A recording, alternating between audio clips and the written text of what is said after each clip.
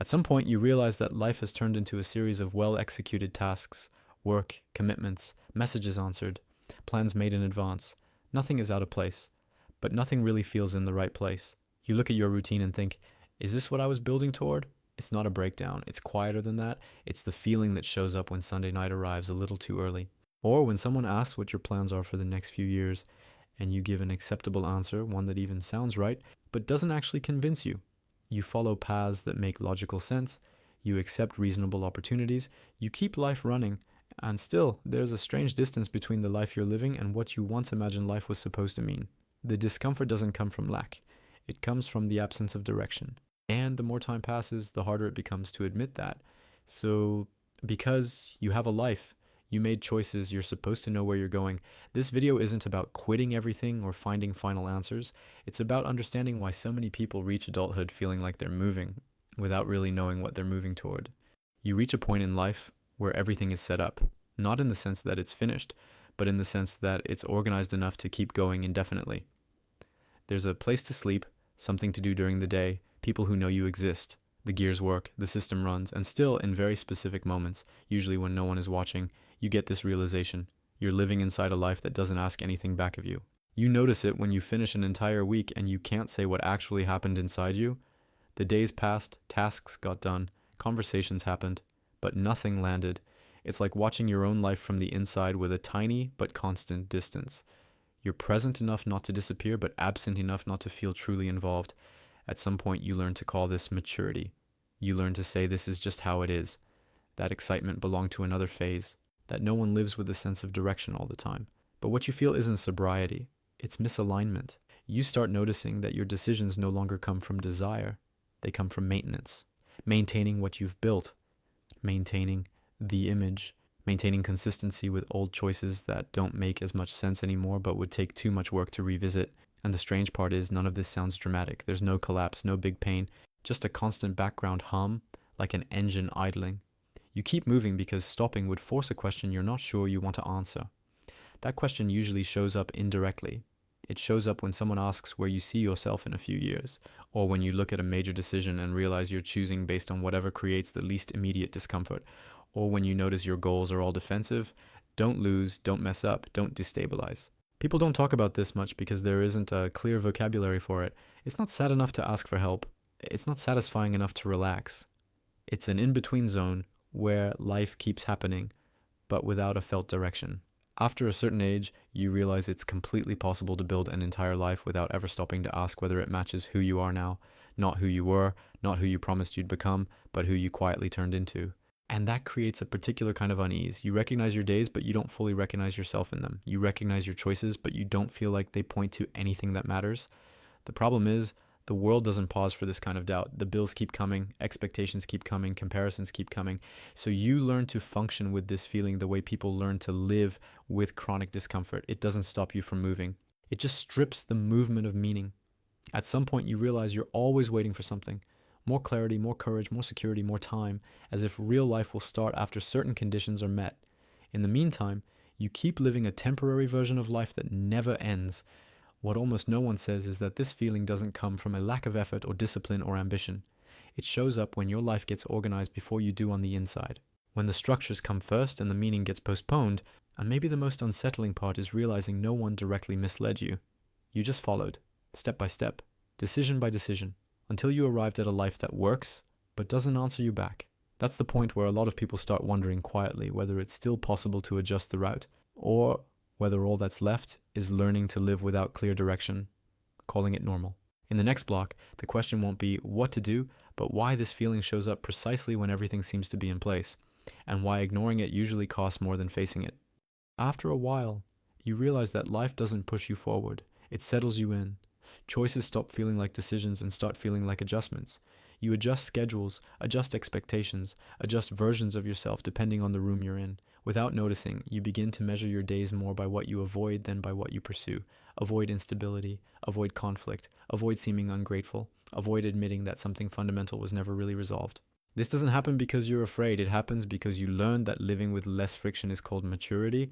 So you start negotiating with yourself. You say it's not the right time, that other priorities came first, that later on you'll revisit everything calmly. and that internal conversation becomes comfortable, it protects you from big decisions, keeps you functional, allows you to keep going. The problem is that negotiation never ends. Adult life has a very specific talent for turning temporary arrangements into permanent ones. What was just for now becomes years. What was until I get more organized becomes routine. And when you finally notice, you can't remember exactly when you agreed to live this way, a particular kind of exhaustion is born here. Not physical exhaustion, not obvious emotional burnout. It's a fatigue of coherence. You spend so much time holding together a reasonable narrative about your life that you start to feel the weight of keeping it upright. You become good at explaining, good at justifying, good at appearing aligned. But internally, something begins to slip. You feel it when you realize you no longer expect much from your days, not because you're pessimistic, because you've adapted. You learn not to expect too much because expectation requires direction, and direction requires confrontation. So you start shrinking the scope of desire, not because you stopped wanting, but because wanting too much starts to feel irresponsible, naive, out of tune. At some point you start calling this realism, and maybe it is, but it's also a survival strategy. You survive a life that doesn't challenge you, but doesn't pull you forward either. A life that responds efficiently to external demands while leaving internal questions unresolved. The strangest part is that no one demands clarity from you. No one requires you to know exactly what you're doing with your existence. The world only asks that you keep producing some kind of visible result, and you deliver. You deliver presence, you deliver performance, you deliver continuity. Meanwhile, the feeling of living something misaligned doesn't disappear, it just changes shape. It shows up as irritation with small things, as impatience with shallow conversations, as a growing inability to get excited about plans that, in theory, should excite you. You start to realize that it's not life itself that's exhausting, it's the distance between the life you're living and the life you feel you should be living. And that distance doesn't scream, it wears you down. You begin to feel like you're always preparing for something that never arrives, always organizing the ground, always taking care of what's necessary before what's essential. And the essential keeps getting postponed. After things stabilize, after it makes sense, after there's room, time passes without asking permission. And there's a moment, quiet, almost imperceptible, when you realize you're living more in service of what's already been decided than of what can still be chosen. That realization doesn't come as panic, it comes as uncomfortable clarity. You understand that continuing is not the same as moving forward, that maintaining is not the same as building, that adapting is not the same as choosing, and still you keep going. Because stopping would require reevaluating not just the route, but the reasons that brought you here. It would require admitting that some choices were made to meet expectations that no longer exist, or perhaps never truly belong to you. This is the point where many people decide not to go any further, not because they can't, but because the emotional cost of revisiting everything feels too high. So, life goes on, functional, stable, slightly misaligned. And the question, the one that appeared quietly at the beginning, now takes on a different form. How long can you live like this without losing something that can't be recovered later? It's from this question that the next step begins to impose itself, not as a ready-made answer, but as the need to look more honestly at what's been silently sustained. There comes a point when the feeling of misalignment stops being just discomfort and starts to carry real weight. Not because anything external has changed, but because time has accumulated. You begin to notice it when you look back and can't identify a clear moment when you chose to be exactly where you are now. The decisions exist, but they feel like they were made in sequence, not in direction. One choice led to another, one adjustment led to the next. And before you realize it, you're too far along to remember what the original question even was. Time behaves strangely at this stage of life. It speeds up in daily routines and becomes heavy when you stop to think. Weeks pass quickly, years pass without ceremony, and suddenly certain ideas start to sound different. Ideas like, I'll deal with that later, lose their power. Not because you've become pessimistic, but because you realize that later isn't a guaranteed place. It's just a comfortable assumption. You start to notice that some choices become harder, not because there are no options, but because there's too much history. There's a past invested there, time, effort, expectations. Changing isn't just about choosing something new, it's about dealing with everything that's already been built. And that creates a very specific kind of tension, the feeling that every passing year adds weight to the decisions you still haven't made. You notice this when you think about changing something important and your first reaction isn't curiosity but calculation. What would be lost? What would need explaining? What would have to be justified? What would need to be undone? The question stops being, what do I want? And becomes, is this still possible now? This thought doesn't arrive dramatically. It shows up in quiet comparisons, in conversations where you realize certain doors don't open as easily anymore, in small, almost trivial observations that together form a larger awareness, time is no longer neutral. And that's when something shifts internally. You begin to feel a diffuse pressure that's hard to name. It's not urgency. It's not desperation. It's the awareness that postponing decisions doesn't make them easier. It only makes them heavier. Like, you start asking yourself whether you're delaying out of prudence or out of fear, whether you're waiting for the right moment or avoiding inevitable discomfort, whether the stability you're protecting still supports you or merely contains you.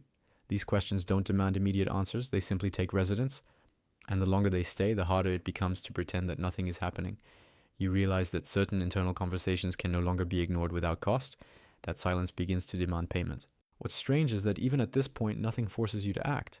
Life continues to offer acceptable paths, safe routes, ways to keep going without major rupture. And that is both a relief and a problem, because the absence of crisis allows you to continue. But it also prevents you from knowing whether continuing is actually moving forward. You begin to realize that the fear isn't only about change, it's about waking up one day with the feeling that you lived correctly but not truthfully. That idea doesn't arrive as a clear thought. It arrives as persistent restlessness, as a question that never fully forms, as a different kind of attention to time. You start noticing how permanent certain routines feel, how decisions that were once temporary have hardened, how for now has turned into structure. And this creates a silent impasse, because recognizing this doesn't automatically mean knowing what to do. It only means you can no longer pretend you don't see it. This is the point where adult life stops being only about adaptation and begins to demand something harder, positioning, not a ready-made answer, not a dramatic change, but an honesty that no longer fits inside old justifications. The next step is not action. Not yet. It's understanding what's really being avoided when you avoid choosing, and why that avoidance is starting to cost more than it seems.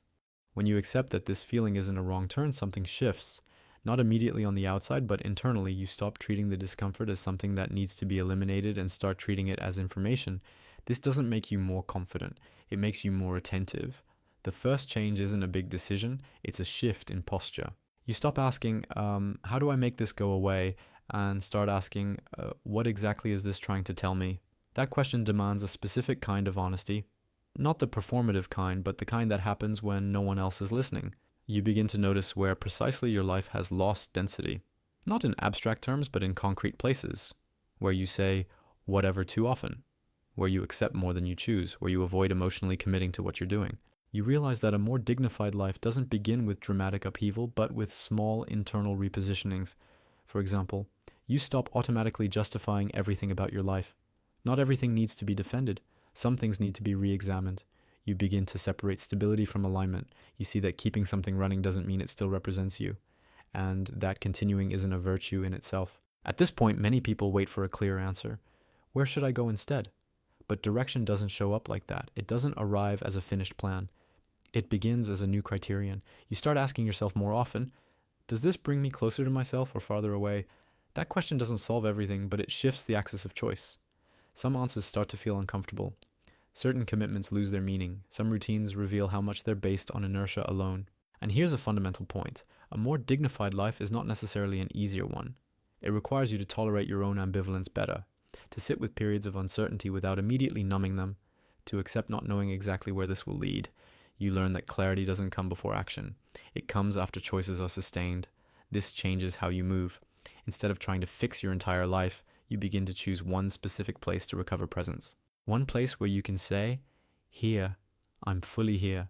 It might be work done with more honesty, a conversation you've been postponing, a small decision that isn't negotiable. What matters isn't the size of the change. It's that it's yours. Because one of the quietest losses of adult life is the loss of authorship, the sense that life is being lived by you, but not truly from you. When you begin to reclaim that authorship, even in small doses, something reorganizes. Not from the outside in, but from the inside out. You realize that dignity has nothing to do with status or spectacular courage or living a life that impresses others. It has to do with shrinking the distance between how you live and what you recognize as true. That means fewer automatic yeses. It means holding choices that don't make sense to everyone else. It means letting go of the fantasy that one day everything will fit together without conflict. A more dignified life doesn't eliminate fear, it simply changes its rank. Fear stops being the main criterion and becomes just one element to consider. You begin to understand that the central question isn't, will this work out? But Is this honest with who I am now? That shift doesn't solve everything, but it creates an internal axis. And when that axis exists, even difficult decisions carry a different weight. In the next block, the question won't be how to act, but how to sustain a direction without turning it into a new prison, and how to keep the search for dignity from becoming just another demand. When you begin to move from a more honest internal axis, a new risk appears. Not the risk of making mistakes. That's always been there. But the risk of turning the search for meaning into yet another impossible demand. This happens when the idea of a dignified life becomes a rigid ideal, when every choice starts carrying the pressure of being final, when you begin demanding from yourself a level of absolute coherence that no one can sustain for long. A true sense of direction doesn't look like constant certainty. It looks more like ongoing commitment, like choosing not to abandon yourself even when clarity wavers, because it will waver. There will be days when everything feels foggy again, days when the old impulse to adapt quietly returns, days when your former stability looks tempting precisely because it asks less of you. In those moments, the difference isn't about overcoming doubt. It's about not using doubt as an excuse to slip back into autopilot. You learn that living with more dignity doesn't mean living without contradictions. It means not hiding from them. It means noticing when you're repeating choices just to preserve a narrative, when you're accepting something only to avoid disrupting what's already built, when you're calling something prudence that is, at its core, fear of listening to yourself. Sustaining a direction has less to do with moving fast and more to do with not drifting away from yourself. That requires a specific kind of everyday attention, not obsessive, self-centered attention, but an honest awareness of the small compromises you make daily. Where are you shrinking yourself to fit? Where are you over-explaining? Where are you postponing something you know won't resolve on its own? A more dignified life isn't built by eliminating these questions. It's built by living alongside them without numbing them. Over time, you start to notice that certain things stop convincing you. Not because they're wrong, but because they're no longer enough. You begin to accept that not every right choice feels comfortable, that not every discomfort is a sign of failure, and that a life guided by meaning is rarely the simplest one, but it's often the most livable. Maybe the biggest adjustment is this. Stop waiting for direction to reveal itself as a complete map, and accept that it's built through movement, through the repetition of small choices that don't betray what you recognize as true. This doesn't make you special. It makes you responsible. Responsible for not continuing to live in waiting mode, responsible for not outsourcing your life to circumstances, expectations, or older versions of yourself. And that responsibility doesn't weigh like guilt. It weighs like presence. You begin to feel that even without all the answers, there's a minimal coherence between how you live and what you carry internally. And maybe that's what we ultimately mean by dignity. Not a perfect life, but a life that doesn't drift too far from who you are while it's being lived.